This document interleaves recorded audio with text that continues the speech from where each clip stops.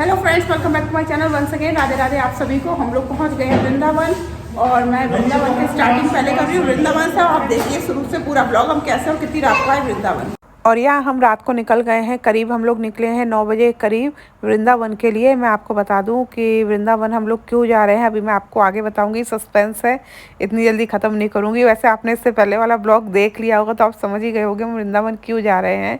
इतनी रात में निकल रहे हैं वृंदावन के लिए और होटल में रूम हमने बुक कर दिया है। और मम्मी का भी मन था प्रेमानंद जी महाराज के दर्शन करने का, और हम लोग तो कई बार दर्शन कर चुके हैं, आपको अपने ब्लॉग में दिखा भी चुके हैं। तो हमने सोचा इस बार जाके आप मम्मी को दर्शन करा देते हैं प्रेमानंद जी महाराज के। हम लोग करीब 9 बजे निकलेंगे जैसे मैंने आपको बताया, तो 10 बजे तक हम लोग पहुंच जाएंगे करीब करीब। अगर वृंदावन के अंदर हमें ट्रैफिक नहीं मिला तो, क्योंकि हम लोग एक्सप्रेस वे से जा रहे हैं तो उल्टे साइड से जाएंगे। और अगर हम एक्सप्रेस वे से नहीं जाते, दूसरे साइड से जाते तो मेरो वृंदावन से एंट्री करते तो बिल्कुल फिर आधे किलोमीटर पे ही पड़ जाता है आपका ओमेक्सा सिटी। अभी हमें पूरा वृंदावन क्रॉस करके जाना पड़ेगा।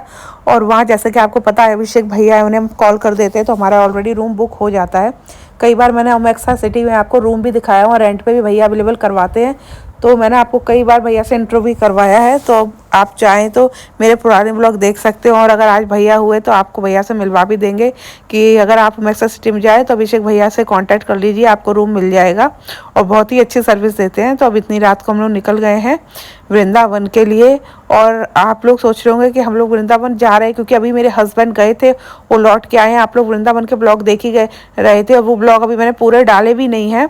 और फिर से हमारा प्लान बन गया वृंदावन जाने का। वो इसलिए प्लान बन गया एक्चुअली क्योंकि मैंने आपको बताया कुछ स्पेशल चीज़ के लिए हम लोग जा रहे हैं और मम्मी को भी प्रेमानंद जी महाराज के दर्शन करने थे। तो हमने सोचा अभी हम कुछ दिन बाद आएंगे तब आप दर्शन करा देंगे, फिर ऐसा प्लान बना। राधा रानी बाकी बिहारी की कृपा ऐसी रही कि हम वृंदावन जा रहे हैं। और मैं तो हमेशा रेडी रहती हूँ वृंदावन जाने के लिए, बस मौका चाहिए कि वृंदावन कैसे भी पहुँच जाऊँ मैं। और बस बाकी बिहारी ने याद किया और राधा रानी की कृपा रही तो हम जा रहे हैं वृंदावन। इस बार पहली बार ऐसा हुआ था, मेरे हस्बैंड गए थे और मैं नहीं गई थी। एक तो मेरा निर्जला एकादशी का व्रत भी था और बहुत सारी चीज़ें थी, बताया था मैंने कि नहीं जा सकती थी।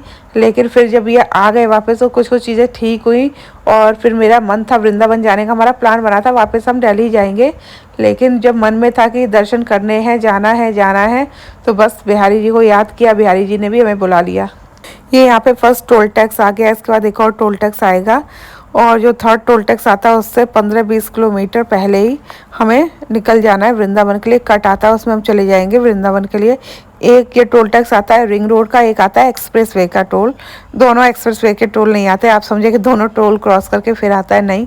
वैसे हम लोग अंदर अंदर जाते हैं, लेकिन हमें जल्दी था तो इस बार हम एक्सप्रेस वे से आ गए। और एक्सप्रेस वे से करीब करीब 1 घंटा ही लगता है, 1 घंटे से ऊपर नहीं लगता। और मैं आपको एक चीज़ और बता दूं, जब हम वृंदावन जा रहे हैं तो कुछ लोग के वृंदावन से रिलेटेड क्वेश्चन थे। जैसे अभी मैं आपके बहुत ज़्यादा क्वेश्चन आ रहे थे कि मैम मथुरा से गौरी गोपाल आश्रम कैसे जाएं, जिसका मैंने ऑलरेडी ब्लॉग बना के अपलोड कर दिया है। और उसके बाद फिर उसी ब्लॉग में किसी ने कमेंट किया था कि मैम आप बनाइए कि मथुरा से फोगला आश्रम या फिर आपका ये अग्रसेन धर्मशाला कैसे जाए। तो मैं आपको बता दूं, जब आप मथुरा से, वृंदावन से, कहीं से भी गौरी गोपाल आश्रम जाते हैं तो वहाँ पे परिक्रमा मार्ग में पड़ता है आपका गौरी गोपाल आश्रम। और परिक्रमा मार्ग में ही पड़ती है गौरी गोपाल आश्रम के बिल्कुल पास में ये आपकी अग्रसेन धर्मशाला। और फोगला आश्रम भी आप जहाँ से आप जाएंगे गौरी गोपाल आश्रम के लिए मुड़ते हैं, वहीं आगे जाके थोड़ी दूर पे पड़ता है फोगला आश्रम। बिल्कुल सब कुछ आसपास है। और फोगला आश्रम का ब्लॉग मैं आपको बता दूं ऑलरेडी मैंने बना लिया है, अपलोड करना बाकी है क्योंकि बहुत सारे ब्लॉग हम लोग बनाते हैं, टाइम टू टाइम अपलोड करते हैं। तो बहुत जल्दी फोगला आश्रम का भी ब्लॉग आ जाएगा जिसमें हम आपको बताएंगे कि फोगला आश्रम कैसे जाना है, कितने वहाँ रूम मिलता है, कैसा वहाँ का जो भी पूरा एरिया है कैसा है, पूरी चीज़ आपको डिटेल में बताएंगे। और बहुत सारे अच्छे अच्छे ब्लॉग आने वाले हैं वृंदावन के। जैसे जैसे आपकी क्वेरी थी सस्ता रहना, सस्ता खाना, हम कहाँ घूम सकते हैं, बहुत सारी चीज़ें, सारे ब्लॉग हम लोग कवर कर रहे हैं जैसे जैसे आपको क्वेरी आती है। और इस बार हम वृंदावन जा रहे हैं, चलो मैं आपको बता देती हूँ। वैसे तो आपने मेरा ब्लॉग देख ही लिया होगा। तो हम लोग जा रहे हैं हेमा मालिनी जी से मिलने, उनका इंटरव्यू लेने।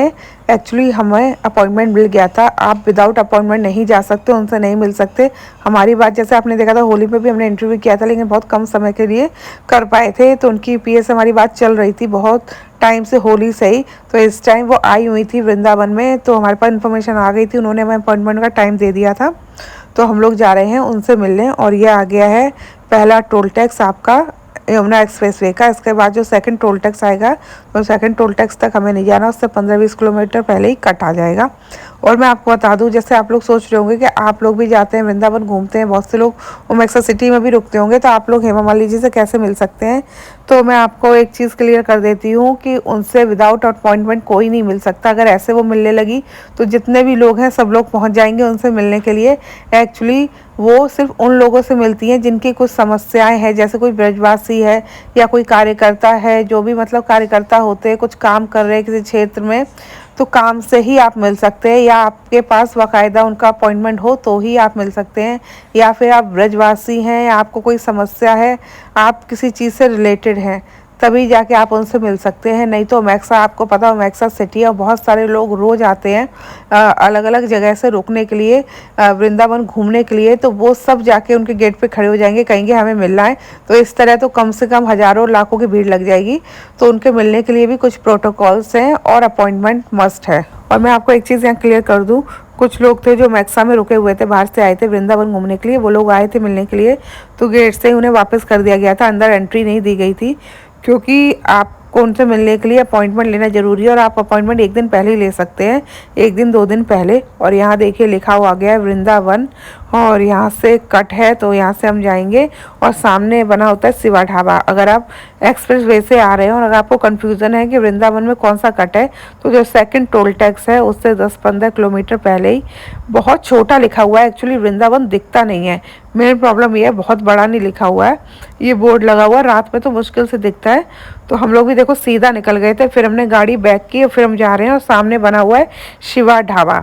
सबसे अच्छी पहचान है, वृंदावन लिखा है छोटा सा, सामने आपको बहुत बड़ा लिखा दिख जाएगा शिवा ढाबा। तो इसी रोड में आपको चले जाना है और फिर बस सीधे सीधे आपको जाना है, आप जाके सीधा वृंदावन में मिल जाएंगे। यहाँ पे ये ढाबा बन गया है, पहले ये ढाबा बहुत छोटा हुआ करता था, टाइम टू टाइम एकदम आप ये समझ लीजिए, अगर आप दिल्ली से हैं तो आप समझ जाएंगे, मूर्थल आपने देखा होगा, तो काइंड ऑफ यहाँ छोटा मूर्थल टाइप का बन गया है। आप यहाँ पे आ सकते हैं अगर वृंदावन आ रहे हैं तो। फाइनली हम लोग वृंदावन आ गए हैं, मतलब वृंदावन में एंट्री हो गई है। बस अब ट्रैफिक ना मिले, वैसे तो सर्दियों में नहीं मिलता है 10 बजे तक ट्रैफिक, लेकिन गर्मियाँ हैं, मंदिर 9 बजे तक, कुछ 9:30 बजे तक भी खुलते हैं, तो हो सकता है ट्रैफिक मिले। और सैटरडे संडे तो बहुत ज़्यादा ट्रैफिक रहता है वृंदावन में, कि मतलब किसी मंदिर आप कहीं पे भी चले जाओ बहुत ज़्यादा रश मिलता है आपको। बस यही है कि ट्रैफिक ना मिले तो हम लोग टाइम से पहुंच जाएंगे, नहीं तो आधा 1 घंटा हमें वृंदावन में ही लग जाएगा। जितना टाइम हमें आगरा से वृंदावन आने में नहीं लगा, उससे ज़्यादा टाइम तो हमें वृंदावन के अंदर ही लग जाएगा। रूम अवेलेबल है।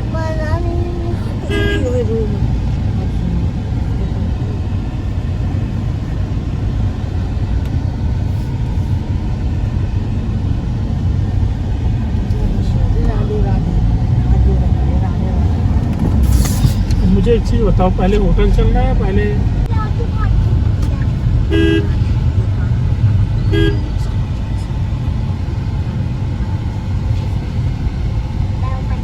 जब अभी हम वृंदावन में थे 3 से 4 महीने, तो मैं यहीं आया करती थी। तो अनाया को अभी भी याद है, कह रही मम्मा हम तो यहाँ आया करते थे ना। उसको अभी भी देखो सब कुछ याद है, इतनी छोटी है फिर भी उसे एक एक छोटी छोटी चीज़ सारी याद रहती है। 1-2 रास्ते तो मैंने ध्यान नहीं दिया, लेकिन इतनी रात में भी अंधेरे में भी उसको सब याद था। यमुना मैया भी गई थी रात को अंधेरे में, लाइट जलाए, मोनिका में 8 बजे मंदिरें बंद हो जाती है ना, फिर सब नहीं सर, गर्मियों में 9 साढ़े 9 बजे होता है। ये सामने प्रेम मंदिर ही अभी बंद हो गया है। गाइस हम पहुंच गए, बस ट्रैफिक हो गया, बाकी तो हम पहुंच के लिखा हुआ से हम देंगे। ये हम दूसरा प्रेमानंद जी महाराज के पास जाने के लिए हम यहीं से आएंगे, ये रास्ता रहेगा, ये यहीं पे खड़े हो गए। और उनका घर यहाँ देखोगे अभी ना, कहाँ पे खड़े होंगे हम लोग? यहीं कहीं खड़े रहेंगे, है ना अंदर, और उनका घर यहीं है प्रेमानंद जी का। ये है प्रेमानंद जी की सोसाइटी, आपने देखा होगा ऊपर रेड कलर का लिखा हुआ था। और यहाँ देखिए इतना ट्रैफिक है, प्रेम मंदिर के सामने करीब करीब हम आधे घंटे खड़े रहे। और ये है कार पार्किंग, इतनी रात में भी यहाँ इतना ट्रैफिक है। प्रेम मंदिर बंद था फिर भी बहुत ज़्यादा ट्रैफिक था। और जहाँ प्रेमानंद जी महाराज की गली के लिए कट गया है ना, वहाँ तक ट्रैफिक रहता ही रहता है। और फाइनली हम लोग पहुँच गए ओमेक्सा सिटी। आपने देखा होगा लिखा था बड़ा बड़ा ओमेक्सा सिटी। जिस साइड से हम लोग आए थे तो हमारे राइट हैंड साइड पड़ा था। और ये रोड पे बाहर लिखा है बहुत बड़ा बड़ा ओमेक्सा सिटी। तो अंदर आपको जाके सीधा अंदर गेट पड़ता है, ये आ गया बड़ा सा गेट सामने। यहाँ हमने ऑलरेडी रूम बुक कर लिया है, अभिषेक भैया से बात हो गई थी तो रूम हमारा बुक है। तो अभी हम सीधा जाएंगे रूम में, सामान रखेंगे, फिर जाके कुछ खाना खाएंगे क्योंकि हम लोग 9 बजे निकल गए थे। हम लोगों ने डिनर वगैरह कुछ भी नहीं किया है। तो अब देखते हो ओमेक्सा सिटी के अगर नीचे शॉप्स वगैरह ओपन होंगी, जो होटल्स वगैरह हैं, तो इधर ही डिनर करेंगे, नहीं तो फिर हम बाहर जाएंगे। और उसका ब्लॉग भी आप प्रॉपर वे में देखेंगे। वो एक ऐसी जगह है कि आप वृंदावन में कहीं पे भी आपको खाना ना मिले तो पूरी रात आप वहाँ पे जाके खाना खा सकते हैं। और यहाँ अभिषेक भैया से मिल लिए, चाबी हमें मिल गई है। तो ये यही वाला ओके राधे राधे भैया। 8 से 12 इनके साथ। और फाइनली हम लोग एंट्री कर रहे हैं रूम में। अभिषेक भैया ने हमें रूम दे दिया है, रूम अवेलेबल नहीं था फिर भी उन्होंने बड़े रूम की जुगाड़ कर दी। ये है हमारा रूम। हमने एक्चुअली एक रात के लिए रूम लिया है क्योंकि रात को हम लोग चले जाएंगे प्रेमा जी महाराज के दर्शन करने। सुबह हमारा अपॉइंटमेंट है और 11 बजे 10-11 बजे ही उसके बाद हम लोग आगरा के लिए निकल जाएंगे। और देखो अगर कहीं घूमना हुआ, टाइम हुआ, वैसे इतनी गर्मी है, दोपहर में सब बंद हो जाता है, शाम तक हमें पहुंचना भी है, तो इसलिए हमने सिर्फ एक रात के लिए रूम लिया है। हमें मिला है 505 रूम हमारा। और रूम में देखो मम्मी अंदर है, आपको एंट्री करके दिखाती हूँ। ये है रूम, सामने ये है टेबल चेयर, फ्रिज में रख दिया पानी, ये फ्रिज है, फ्रिज में हमने पानी रख दिया है। ये बेड है, दोनों साइड टेबल हैं, 2 बेड हमें एक्स्ट्रा दिए हैं। और यहाँ पे देखो पूरी अलमीरा है, ये है। और ये है हमारा वॉशरूम, यहाँ पे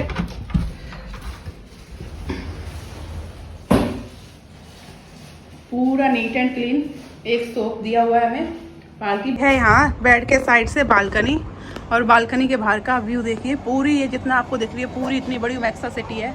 आपको कई बार ब्लॉग में दिखा चुकी हूँ। यहाँ पे हम आ गए ओमेक्सा में, पूरा सेट हो गए, जा रहे हैं खाना खाने के लिए। लेट हो गए, अभी बज गए 11 और 11 बजे नीचे बंद हो जाता है क्योंकि इनके भी जाने का टाइम होता है, सुबह से लगे रहते हैं। अभिषेक भैया को मैंने आज आपको मिलवाया नहीं, बात नहीं करवाई, लेकिन आपने मेरे ब्लॉग में देख लिया। आप लोग बहुत बोलते हो ओमेक्सा सिटी में किससे मिल रहा है, वही है अभिषेक भैया। कभी भी आप आओ, हमेशा अवेलेबल रहते हैं हमारे लिए और बाकी सबके लिए, जो भी जिनको भी रूम चाहिए होता है। अगर आप डेली बेस पे आते हैं तो आप उनका बिहेवियर देखेंगे, बहुत ही अच्छा है, बहुत ही अच्छे से प्यार से मिलते हैं। तो इस ब्लॉग को यहीं खत्म करते हैं, आपसे मिलेंगे नेक्स्ट ब्लॉग में। अगर आपको मेरा ये ब्लॉग पसंद आया तो मेरे चैनल को लाइक सब्सक्राइब शेयर करें। अभी के लिए राधे राधे। मेरे चैनल को लाइक करें, सब्सक्राइब करें, शेयर करें और प्लीज आप में अभी क्यों एंड किया, खाना ना खा ले तो तब और फिर ना और उसके बाद मेरा ना एक मिलियन प्लीज और करवा दो। मेरे तो 10 मिलियन हुआ, मैं 100 मिलियन करवा दो ना प्लीज। प्यारी सी मीरा जी बोल रही है ना, प्लीज करवा दो। मेरे चैनल को लाइक करें, सब्सक्राइब करें, शेयर करें। ये नानी से मिलवाती हूँ, ये मेरी नानी है। तो बाय बाय, राधे राधे।